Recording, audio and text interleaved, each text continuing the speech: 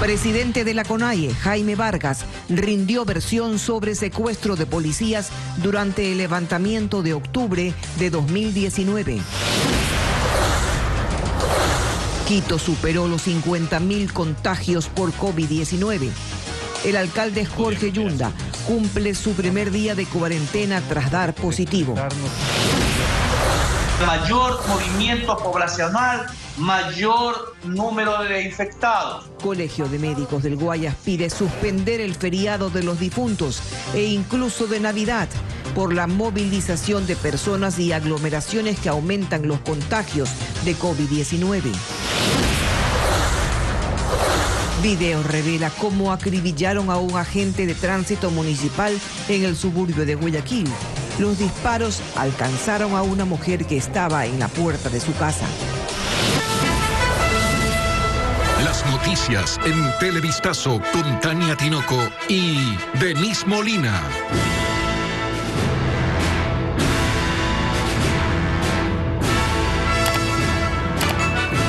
Televidentes amigos, buenas tardes. Aquí iniciamos Televistazo.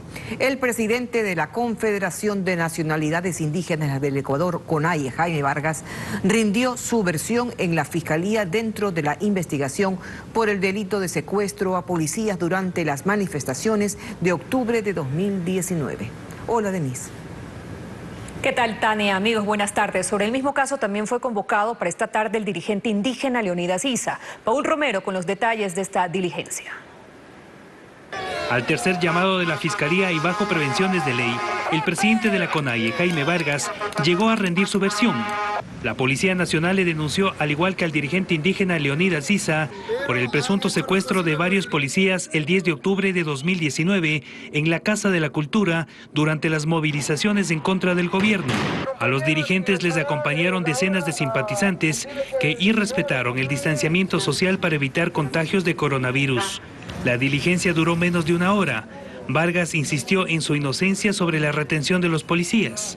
Y hemos leído los expedientes, la peor falsedad de la historia. ¿Qué dicen los expedientes? Bueno, igual dicen que Jaime Vargas era que estuvo ahí, secuestró, maltrató, o sea, de lo que no es. Por eso yo creo que en el proceso tendremos que convocar a todos los organismos internacionales de derechos humanos que estuvieron presentes ahí. Pero no se trata de la única denuncia en su contra por los hechos de octubre. Son varias. Me han informado que tenemos 8. Bueno, tendremos que responder. No me han dado respuestas de terrorismo, de secuestro, de todo. ¿Va a quedarse en el país? Vamos a estar aquí. Entre ellas, la presentada por el ex candidato a la prefectura de Pichincha, Marcelo Ayo, por instigación. Y lamentablemente lo estamos recordando con la impunidad, razón por la cual me encuentro el día de hoy acá, no solamente para impulsar y presentar una queja a la señora fiscal general contra la Fiscalía Provincial por la demora en los procesos presentados hace un año atrás. Mientras tanto, el presidente del movimiento indígena de Cotopaxi, Leonidas Issa, fue convocado bajo prevenciones de ley aquí a la Fiscalía General del Estado para las 14:30 para rendir su versión. Issa tiene 2 investigaciones adicionales, la más reciente por destrucción de bienes del patrimonio cultural, esto tras los daños causados el pasado 12 de octubre a la estatua de Isabel la Católica en Quito. Vinculan a Noé Salcedo en el caso por delincuencia organizada por la comercialización de medicamentos del IES y del Ministerio de Salud durante la emergencia sanitaria. Este sería el tercer proceso al que se enfrenta Noé Salcedo Bonilla.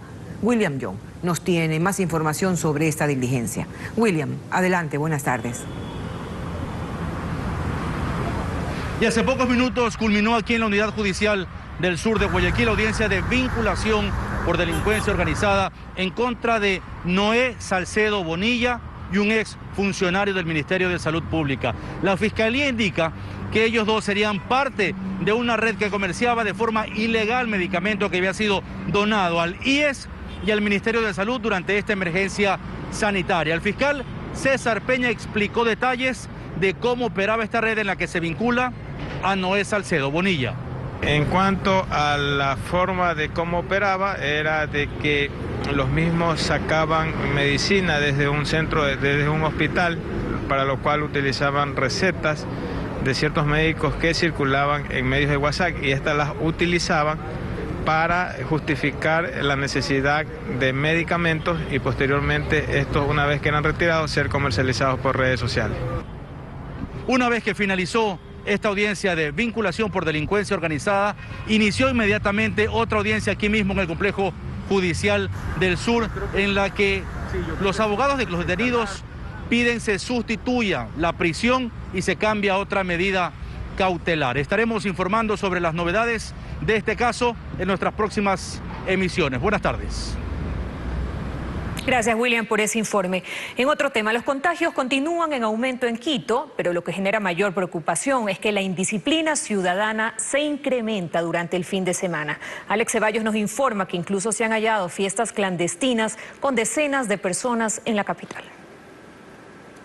Ayer estaba con un poquito de molestias, pero... La semana inicia en Quito con su principal autoridad cumpliendo su primer día de cuarentena y con un incremento de contagios en la ciudad preocupante, que según los especialistas podría derivar en una nueva saturación de los hospitales de la capital en los próximos días. Estamos en tendencia de aumento. De aumento, exactamente. Y claro, la interpretación que nosotros tenemos es, inicialmente habíamos pensado que sería la relación con el feriado, pero ha pasado, más de 3 semanas, puede ser ese efecto, pero básicamente es el efecto de la movilidad de las personas. Este lunes las autoridades que conforman el COE local y nacional analizaron la situación de la capital, sobre todo la indisciplina que se refleja los fines de semana. La Intendencia de Policía suspendió este domingo un festival de gallos en Amaguaña, en un sitio estrecho, 150 personas. En La Argelia, en el sur de Quito, otro evento de una fiesta con 50 personas. En Eugenio Espejo también una reunión social con más de 50 personas.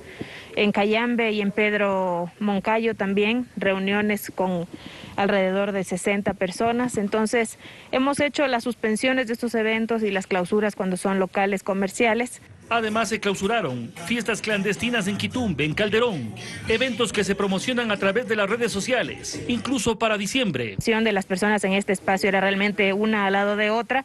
Si bien algunos tenían el uso de las mascarillas, hay que recordar también que la actividad donde existe la muerte de un animal es prohibida. Solicitan una nueva normativa que permita controlar. La reunión del COE Nacional se mantiene para definir las nuevas acciones que impidan que la indisciplina ciudadana contribuya al incremento de contagios en la capital.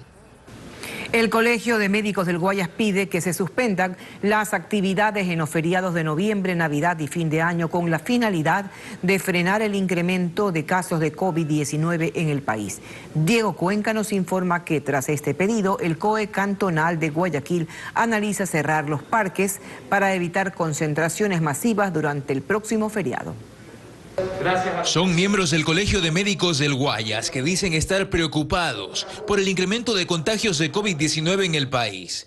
Por ejemplo, el Ministerio de Salud Pública reportó este sábado 159.614 casos de coronavirus.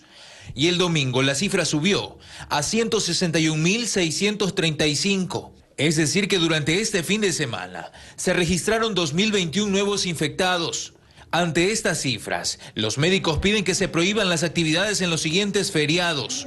Queremos exhortar que por esta vez el feriado de noviembre se suspenda la misma restricción por las festividades de Navidad y de fin de año. Pero lo que se suspendan son las grandes movilizaciones. ¿De qué nos sirve cerrar los cementerios si las playas están abiertas? Tras esos pedidos, la alcaldesa de Guayaquil, Cintia Viteri, adelantó a Televistazo que el COE cantonal se reunirá en las próximas horas para definir nuevas restricciones durante el feriado del 2 y 3 de noviembre. Desde este fin de semana, que es Halloween, que celebran Halloween, no va a haber la 9 de octubre peatonal. Se cierra Malecón 2000 y Malecón del Salado. Y en el feriado permanecerán cerrados los 4 días. Viteri agregó que continuarán los operativos para evitar fiestas clandestinas, como la registrada este fin de semana en el sector El Fortín, noroeste de la urbe, en donde desalojaron a más de 200 personas, entre ellas menores de edad, que se habían reunido para consumir alcohol. No solamente que serán clausurados, nos tuvieron ahí hasta las 4:30 de la mañana porque rompieron los sellos, sino que la denuncia va también a la justicia para aplicarles la máxima sanción económica también por haber roto los sellos.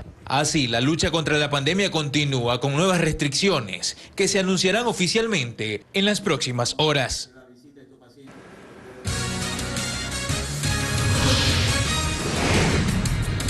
Vamos a la pausa y al regresar, 5 universidades del país retornan a las aulas. Hoy visitamos uno de los centros de estudio para constatar cuáles son las medidas que se han adoptado.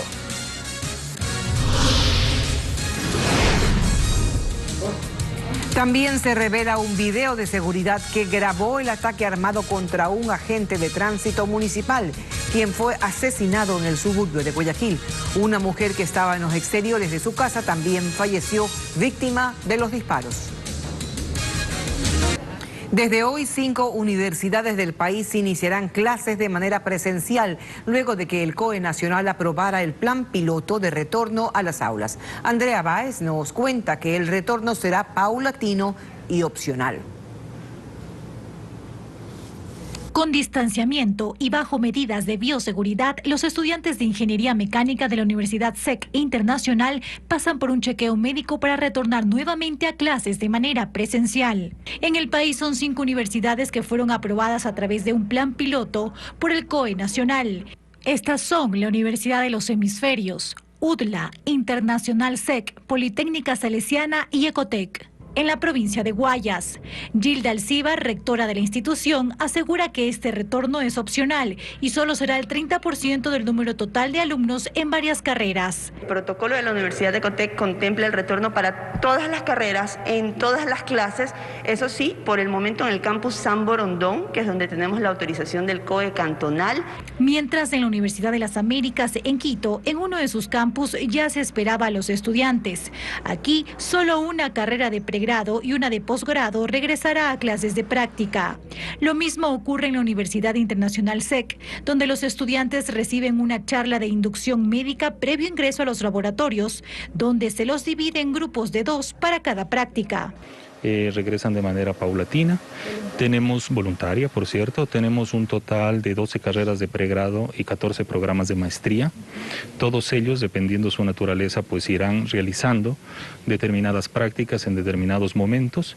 Según Juan Zapata, miembro del COE Nacional, señala que cada 15 días se realizará una evaluación. Se pidió a través del COE Nacional que sea el CENESID y el CES que hagan el seguimiento, obviamente, de cómo va yendo este pilotaje, y cada 15 días nos están presentando los informes si hay algún inconveniente para que el COE Nacional o siga autorizando este pilotaje o lo retire.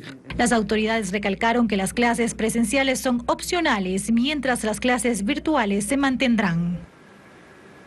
En otro tema, en el Cantón Durán se refuerzan los operativos de control para frenar los actos delictivos. Las Fuerzas Armadas se han sumado a estas acciones. En el último caso, 2 hombres quedaron detenidos con paquetes de marihuana, sin embargo, quedaron en libertad horas después de su captura. Es uno de los controles más recientes en Durán. Anoche y todo el fin de semana, policías, militares y agentes de tránsito en conjunto con personal de la Gobernación del Guayas encabezaron operativos ante el repunte de robos y asesinatos en este cantón. Durante el sábado y domingo se retuvo más de una decena de motos. Con neumáticos totalmente en sus mal estados, totalmente lisos, motocicletas que no tienen lo que son sus retrovisores, y la motocicleta del señor que conducía sin obtener licencia de conducir. También 2 hombres fueron detenidos con bloques de marihuana en el vehículo en el que se movilizaban. Sin embargo, se conoció que pese a las evidencias, los sujetos recuperaron su libertad en menos de 24 horas. Los uniformados indicaron que estas acciones eran constantes para tratar de ubicar armas de fuego y personas requeridas por la justicia. El problema aquí, la verdad, de mucha gente armada. En lo que va del año hemos incautado 70 armas, 70 pistolas, revólveres. Se ha cogido varias personas, varias organizaciones, muchachos sicarios de 16, 17 años. Ya tenemos giradas las boletas contra las personas que han causado los disparos. La mayor parte de ellos son menores de edad. Medidas con las que también se busca reducir los actos delictivos en este cantón del Guayas.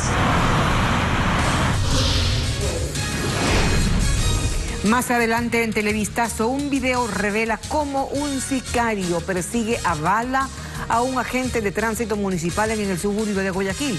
Los disparos alcanzaron a una mujer que estaba en la puerta de su casa.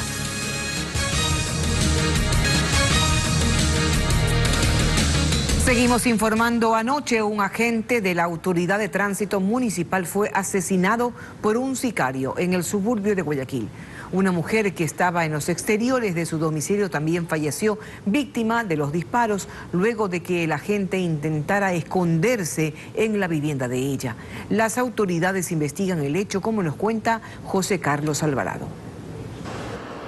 Como lo registró este video de seguridad, fue aproximadamente a las 9 de la noche de este domingo. Un hombre conversaba con otra persona afuera de una vivienda en la calle 24 entre Argentina y San Martín, suburbio de Guayaquil, cuando de repente de un auto estacionado en la vía baja otro sujeto con un arma. Este se dirige hacia la víctima y empieza a dispararle. Él sale corriendo y a la vuelta de la cuadra intenta refugiarse en la vivienda de una mujer quien está afuera, pero allí ambos reciben varios impactos de bala. Las víctimas fueron identificadas como Jorge Nogales Arévalo, agente de la Autoridad de Tránsito Municipal, y Rosa María Goyes, moradora del sector. Durante esta mañana a la casa de la gente llegaron varios familiares, pero prefirieron no dar declaraciones. Lo mismo ocurrió con la familia de la mujer. Sus vecinos comentaron que ella no tenía nada que ver con este hecho. Sí, ahí estaba conversando con la hija allá afuera.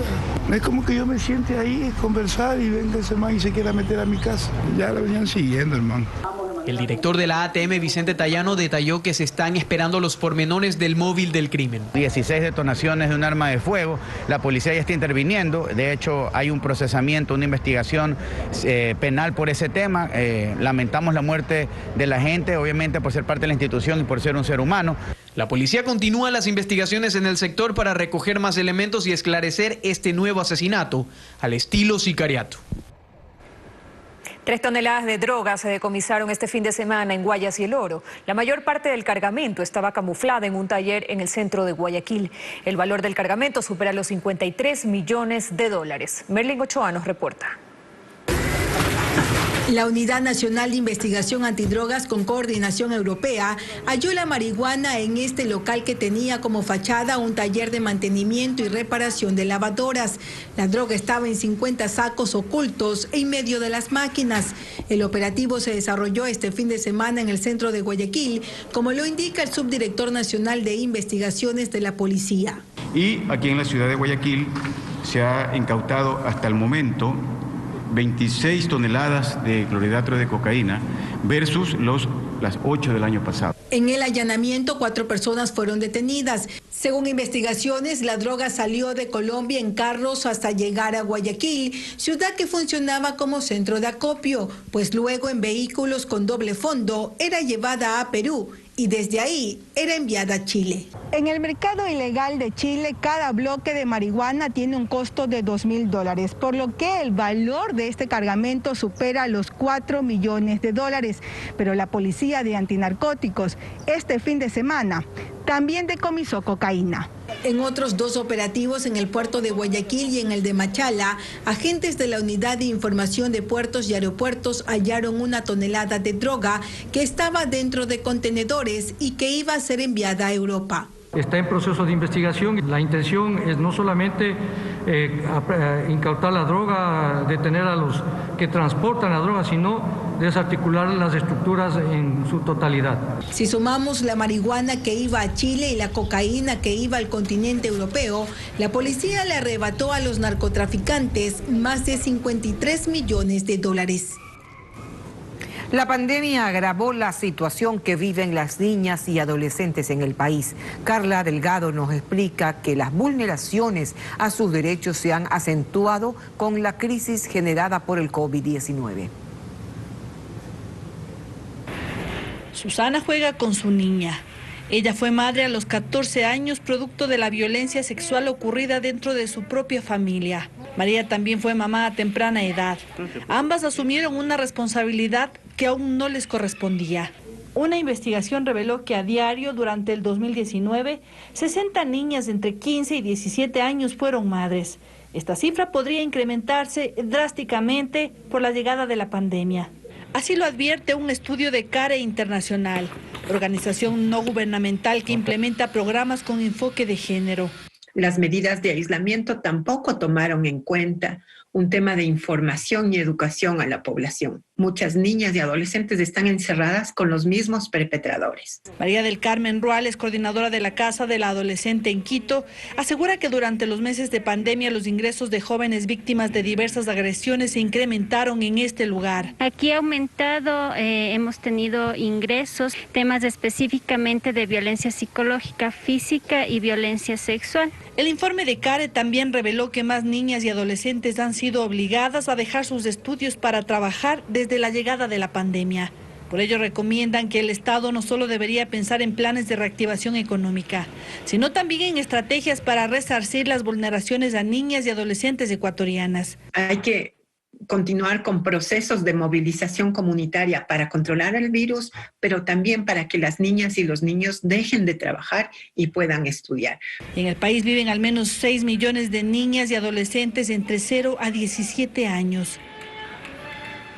En Guayaquil, luego de 7 meses de haberse restringido las visitas en los centros carcelarios, 3.200 personas ingresaron a la penitenciaría del Litoral.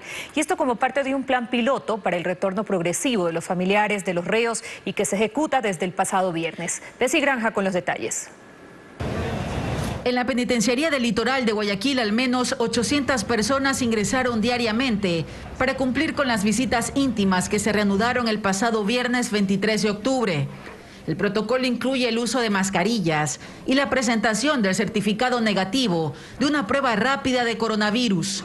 Familiares como Mayra esperaban este día. Dice que tenía incertidumbre del estado de salud de su esposo, quien se contagió de COVID-19 dentro de esa cárcel. Desesperante porque uno no puede hacer nada afuera. Ya antes, después que él ya estaba pasando la enfermedad, fue que se pudo ingresar medicina. El director de este centro señala que quienes no presenten la prueba de COVID-19 no podrán ingresar. Hay pacientes COVID, hay pacientes aislados.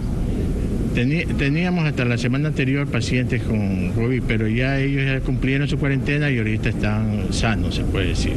¿Pueden recibir visitas ya? Por supuesto. Desde el pasado viernes aquí en la penitenciaría del Litoral de Guayaquil se ha registrado el ingreso de 3.200 personas. Hasta el próximo 3 de noviembre se cumplirán las visitas íntimas. Las visitas familiares se desarrollarán en las semanas del 9 al 20 de noviembre y del 13 de noviembre al 24 de diciembre. Solo se permitirá el ingreso de una persona. En caso de existir algún brote del virus, se suspenderá este plan piloto.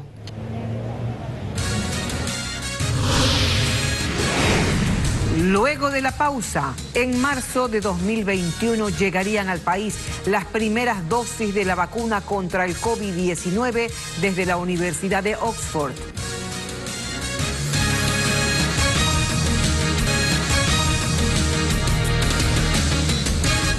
Más noticias. Para marzo de 2021 se espera que 4 millones de vacunas contra el COVID-19 lleguen al Ecuador desde el laboratorio AstraZeneca de la Universidad de Oxford. Sin embargo, el acuerdo entre el gobierno ecuatoriano y la farmacéutica es por 5 millones de dosis. El embajador británico explica cuál será el recorrido de la vacuna previo a su distribución en Ecuador. Si todo va bien, el Ecuador tendría la vacuna contra el COVID-19 en el primer trimestre del 2021. Son las palabras del nuevo embajador británico en Ecuador, Chris Campbell. Su gobierno, junto con el laboratorio de AstraZeneca y la Universidad de Oxford, ultiman detalles para su entrega. Lo que tenemos en ese momento es la fabricación, está organizado en argentino y entonces pasa a México para la aprobación y la distribución. Pero el acuerdo entre Ecuador y el laboratorio de AstraZeneca firmado el 19 de octubre es de 5 millones de dosis. Se prevé que 4 millones lleguen en marzo si las investigaciones continúan su curso. Necesitamos empezar cuando tenemos una vacuna aprobada. Entonces debemos que empezar el proceso de hacer el volumen necesario y no podemos producir esta cantidad mañana. Toma tiempo para adelantar el proceso.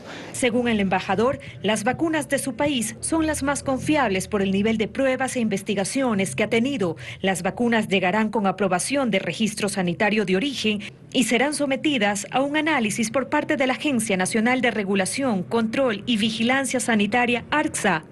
Porque es muy importante que tenemos una vacuna que está aprobado por las autoridades médicas. Las primeras dosis serán aplicadas a trabajadores en primera línea como personal de salud, militares, policías, quienes están expuestos al virus. Y la aplicación para el ciudadano común será de forma paulatina. Ahora les contamos que decenas de familias que habitan en el sur de Guayaquil recibieron kits de alimentos por parte de la Fundación Procare. La organización lleva 37 años brindando educación en valores y asistencia a personas de escasos recursos en el puerto principal. La ayuda fue distribuida en la casa pastoral de la parroquia San Bernardino de Siena, ubicada en el Guasmo, sur de Guayaquil. Hasta ahí llegaron decenas de madres con sus hijos que semanalmente reciben formación en valores por parte del voluntariado de la Fundación Procare para retirar los kits alimenticios donados por medio de la autogestión de la organización. Agradecida muchísimo porque nos sirve para nosotros bastante en nuestro hogar ahorita lo que está pasando. El programa en sí es como catecismo, ¿no? Mis hijos son católicos, ellos saben los mandamientos, ellos cuando van a catecismo, ellos llegan aprendiendo mucho. José González, titular de Procare Acción, habla de la experiencia de trabajar con los menores de ese sector de la ciudad en torno a la propagación del coronavirus. Nosotros contamos con un grupo de asesores y catequistas, los cuales preparan cada sábado clases de catequesis, valores y dinámicas, las cuales tienen cierto filtro para ver el contenido que está siendo llegado a los niños por parte de la modalidad online, que es vía WhatsApp. Debido a la emergencia sanitaria, el voluntariado de Procare está redoblando esfuerzos para entregar kits alimenticios cada 2 meses a este grupo de personas que participan en el programa de la Fundación. Esta labor alcanza a aproximadamente 400 familias de 3 sectores de Guayaquil: Guasmo, Puerto Hondo y Puerta del Sol. Bien, con este nuevo estudio estamos despidiendo este espacio informativo. Tania. Habrá más información, como siempre, a las 19 horas en Televistazo Estelar. De mi parte, un abrazo.